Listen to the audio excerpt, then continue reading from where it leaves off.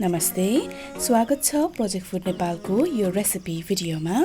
आजको भिडियो मार्फत तपाईहरुलाई होली स्पेशल परिकार गुजियाको रेसिपी देखाउने छौं। खादा क्रन्ची र गुलियो हुने यो गुजिया तपाईहरुले पनि घरमा सजिलोसँग बनाउन सक्नुहुन्छ। यस भिडियोमा हामीले घरमै फ्रेश खुवा पनि बनाएर देखाउने छौं। यदि तपाईहरुले बजारमा सजिलैसँग खुवा किन्न सक्नुहुन्छ भने यो पार्टलाई स्किप पनि गर्न सक्नुहुन्छ। आउनुहोस् गुजिया बनाउनतिर लागौं।